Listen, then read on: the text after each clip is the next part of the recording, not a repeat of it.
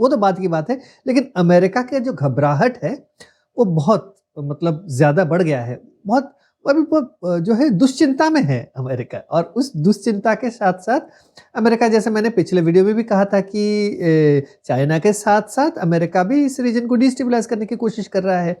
और नवा-नवा American president Donald Trump साहब का नवा-नवा favourite field marshal Asim Munir, वो भी है। तो अब जो है अमेरिका ने कुछ ऐसा किया हुआ है कि भारत के ऊपर कैसे दबाव ज़्यादा पड़े। व्लादिमीर पुतिन गए दिसंबर 5 तारीख को, 8 तारीख को उन्होंने एक फैसला लिया कि ट्रंप एडमिनिस्ट्रेशन का जो US defence security cooperation agency है, उसने यूएस कांग्रेस को नोटिफाई किया है कि भैया हम एक 686 मिलियन डॉलर का जो है सेल एडवांस टेक्नोलॉजी करेंगे हम पाकिस्तान के F-16 फाइटर जेट्स के लिए। ये चीज़ है क्या, ये इन्होंने अभी जो है यूएस डिफेंस जो है सेक्रेटरी कोऑपरेशन एजेंसी, ये नोटिफाई करा हुआ है कि भैया हम ये चीज़ पाकिस्तान को बेचेंगे। अब अमेरिका जो है, इसका मतलब क्या है, अमेरिका जो है बोल रहा है कि भैया मैं 686 मिलियन डॉलर्स जो है मैं उसके सेल टेक्नोलॉजी जो है अपग्रेड करने के लिए मैं सेल करूंगा आपका F-16 जो जेट्स है। और ये जेट्स जो है उसके लाइफ स्पैन को एक्सटेंड करेंगे 2040 तक, 2040। तो सेल ऑफ टेक्नोलॉजी जो अपग्रेडेशन के लिए ये अमेरिका कर रहा है। मैंने पहले भी कहा था कि चाइना के साथ साथ अमेरिका डिस्टेबलाइज करने की कोशिश कर रहा है इस रीजन को। टारगेट कौन है? भारत है भैया। भारत के ऊपर कितना दबाव डालोगे? भारत रशिया के साथ दोस्ती कर रहा है, मेरी बात नहीं मान रहा है, तेल खरीद रहा है, मैं सैंक्शंस लगाऊंगा। खुद तो अपने अलाई यूक्रेन को रोक नहीं पा रहा है, नेटो का मेंबर बनाने की कोशिश कर रहा था लेकिन अब हो नहीं पा रहा है। तो यूक्रेन का जब फंड जो सारी चीजें फेल हो रहा है, अब छटपटाहट, घबराहट, सारी चीजें, दुश्चिंता, सब कुछ अभी क्यों ना। भारत जो है ग्लोबल साउथ का एक इमर्जिंग इकोनॉमी है। अब भारत की इतनी हिम्मत, वो ग्लोबली जो टॉप सुपर पावर्स के बराबर आने की कोशिश करेगा? नहीं, हम अलाउ नहीं करेंगे भैया। चाइना से इतने डरते हो, चाइना के कुछ बिगाड़ नहीं सकते हो, इसीलिए तुम्हें लगा कि भारत जो है, भारत तुम्हारा टारगेट बनेगा। भैया भारत कैसे तुम्हारा टारगेट बनेगा? भारत अभी स्वावलंबन बन चुका है, और भारत जो है वो 1971 वाला भारत नहीं रहा कि तुम पाकिस्तान को हेल्प करोगे भारत के साथ जंग में, फिर भी तो हारे थे। तो ये भूल जाओ कि डिस्टेबलाइज कर लोगे रीजन को, पहली बात। दूसरी बात ये है क्यों वो अपग्रेड करवा रहे हैं। एक चीज है, चाइनीज मेड जेट्स जो है वो फेल कर गए थे बिल्कुल इसमें, आपके ऑपरेशन सिंदूर के टाइम में। तो अभी टोपी पहनाया है, क्यों ना। अभी आसिम मुनीर को पावर में रहना है। आसिम मुनीर चाहे पाकिस्तान जाए भाड़ में, जाए पाकिस्तान इकोनॉमिकली बैंकरप्ट हो जाए, लेकिन उसको पावर में रहना है। तो अब उसको बोला है कि भैया तुझे अभी अपग्रेड करवाना है तो तू हमसे लेगा और हमें पैसे देगा। तो मान गया होगा कि हाँ भैया, अब क्या करेगा, he is the de facto ruler of Pakistan. तो ये शहबाज शरीफ क्या करेगा बेचारा? कुछ नहीं कर सकता। जी सर, बटलर। तो वही है। तो अब जो है, ये पहली बात। दूसरी बात क्या किया है उन्होंने? दूसरी बात ये करी हुई है कि रिकोडिक जो खदाने हैं, जो बरिक गोल्ड में बता रहा था ना, बरिक जो कंपनी आपका कैनेडियन कंपनी जो वहां खदान खोद रहा है, कॉपर और सोना निकाल रहा है रिकोडिक माइन से बलूचिस्तान के भीतर। तो मैंने करीबन 2-3 वीडियोस में बहुत पहले मैंने कहा था कि अभी चाइना ने मना कर दिया कि भैया मैं इक्विपमेंट नहीं दूंगा खोदने के लिए खदान। तो अब क्या हुआ है, अब अमेरिका ने जो है बोला है कि भैया हम देंगे तुम्हें 1.25 बिलियन डॉलर्स। ये माइनिंग प्रोजेक्ट, रिकॉर्डिक माइनिंग प्रोजेक्ट के लिए ये लोग देंगे पैसे बलूचिस्तान के भीतर। अभी तो यूएस के जो चार्ज अफेयर्स है पाकिस्तान के भीतर, नटाली बेकर, उन्होंने ये कहा है कि भैया ये डील हो गया है और हम अभी खदान खोदेंगे, इक्विपमेंट के लिए टेक्नोलॉजी का मुहैया करेंगे और इक्विपमेंट देंगे हम। तो चाइना को काटने के लिए अभी अमेरिका ने पाकिस्तान को अभी 1.2 बिलियन डॉलर्स दिया हुआ है। देखिए मतलब 65 बिलियन डॉलर चाइना ने पाकिस्तान के भीतर इन्वेस्ट किया हुआ है CPEC प्रोजेक्ट के लिए। समझ लीजिए कि पाकिस्तान पूरी तरह से चाइना के पास गिरवी पड़ा हुआ है। ठीक है ना। अब अमेरिका से ये दोबारा से पैसे ले रहे हैं, अब अमेरिकन इंटरेस्ट को फायदा पहुंचाने के लिए। चाइनीज इंटरेस्ट अभी भूल रहे हैं, चाइना को अभी कुछ देंगे ही नहीं, अभी पाकिस्तान देगा नहीं और बोलेगा कि भैया $65 बिलियन अभी भूल जाओ, वो कल की बात थी, कल कल ही रह गया।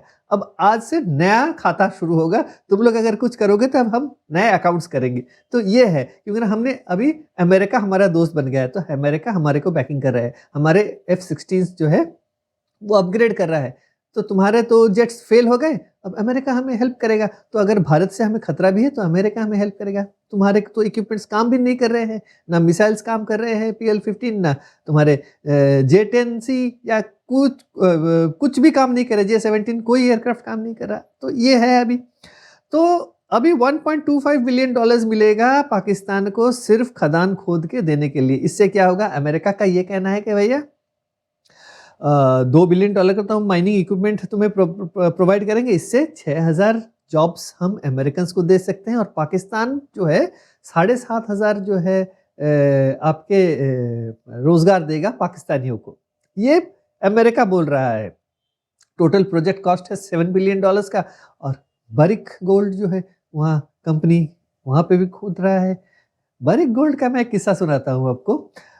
अफ्रीका में ऐसे ही बारिक गोल्ड वहाँ खोद रहा था आपका, सोना कहाँ पे, वेस्ट अफ्रीका में, माली में। तो माली में तो वहाँ पे तो मिलिट्री उनका रूल करता है। तो क्या किया, टैक्स का कोई लफड़ा हो गया, उनका कुछ प्रॉब्लम्स हो गए, तो इसने बारिक गोल्ड ने शायद टैक्स दिए नहीं थे।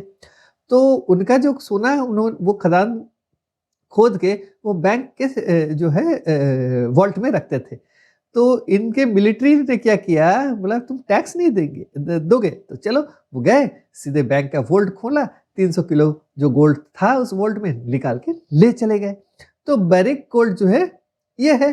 अब कल को अगर बलूचिस्तान लिबरेशन आर्मी अगर बोलेगा कि भैया तुमने तो कॉपर खोदा है, सोना खोदा है, ये तो हमारे हैं, तुमने तो हमें टैक्स नहीं दिया, कुछ नहीं दिया, तुम हमारा जो प्रोविंस, जो हमारा जो देश बलूचिस्तान, तो अब एक देश इंडिपेंडेंट कंट्री वो मानते हैं। तो बलूचिस्तान लिबरेशन आर्मी जो है वो अगर बोलेगा भाई ये सारे सोने तो मेरे हैं, ये सारे कॉपर तो मेरे हैं, तुम कहाँ लेके जा रहे हो, तो वो अगर लेके चले जाएंगे तो क्या करेगा बारिक गोल्ड ना, क्या करेगा अमेरिका, और पाकिस्तान क्या कर सकता है इस बारे में।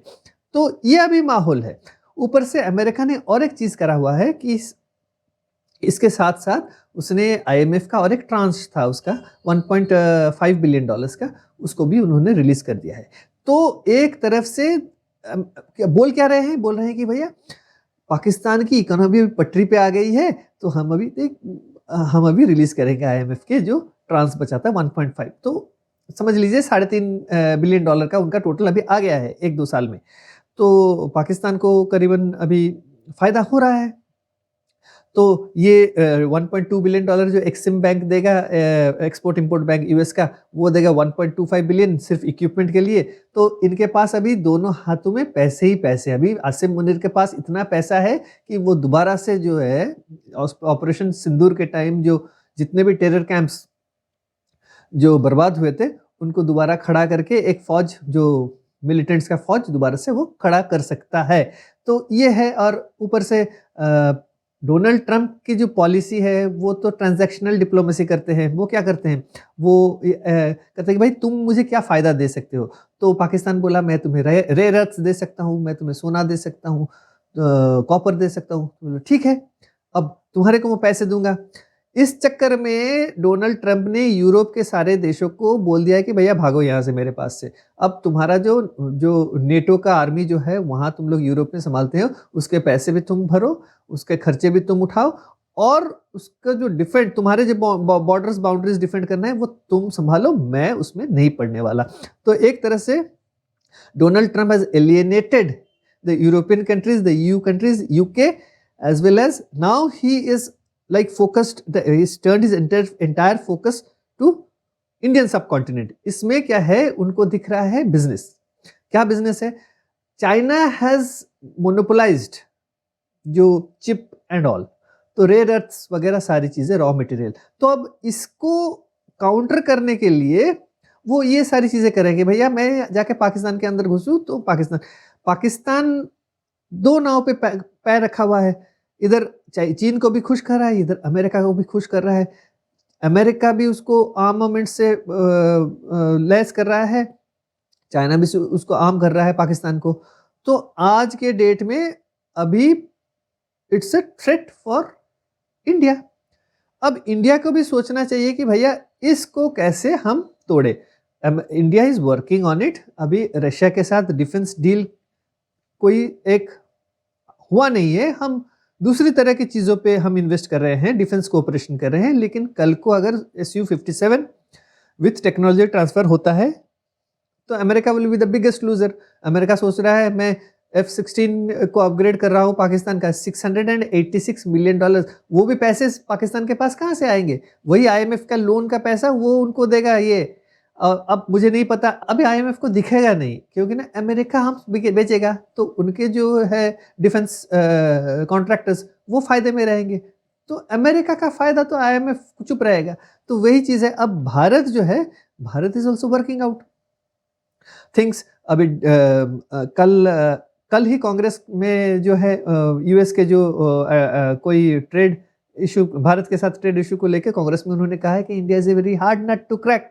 तो उनको ये भी पता है कि भारत जो है, Bharat knows how to deal, क्यों ना बहुत वीक था भारत, लेकिन उनको एकदम से एक जो स्ट्रॉन्ग भारत उनको हजम नहीं हो रहा है। तो भारत जो है अभी कोशिश कर रहा है कि भैया पहले तो तुम क्या हमारे साथ ट्रेड डील कर रहे हो वो पहले फाइनलाइज करो, और आर्म्स की बात या एयर जेट्स की बात वो हम करेंगे। तुम अगर if you keep arming Pakistan then we are not going to do anything. तो तुम हमारे जो है सिक्योरिटी कंसर्न्स को तुम अगर if you are not keeping in mind, तो हम तुम्हारे सिक्योरिटी कंसर्न्स को क्यों, why will we keep that in mind? कल को अगर बलूचिस्तान में कुछ प्रॉब्लम्स होता है तो अमेरिका झेलेगा या पाकिस्तान झेलेगा, तो हमारे को हम तो कुछ नहीं करेंगे। तो वही चीज़ है। तो अब सिनेरियो यहाँ आके खड़ा हुआ है कि अमेरिका इज आर्मिंग पाकिस्तान। अब भारत जो है वो भी तैयारी कर रहा है किस तरह से इसका जवाब देगा, क्योंकि ना हर रोज का डोनाल्ड ट्रंप का ये कहना है कि भैया मैंने भारत और पाकिस्तान का जंग रोका है। अब इस बार अगर कुछ होता है तो डोनाल्ड ट्रंप उनको F-16 को कब अपग्रेड करेंगे वो तो भूल जाए, उससे पहले अगर ऑपरेशन सिंदूर 2.0 हो जाता है तो पाकिस्तान का क्या हश्र होने वाला है तब कोई नहीं जानता। डोनाल्ड ट्रंप साहब तब भूल जाइए, मैंने जंग रुकवा दी। पैर भी पड़ेगा पाकिस्तान, तब भी भारत इस बार सुनेगा नहीं। तो ये बात भी अमेरिका को सोचना चाहिए।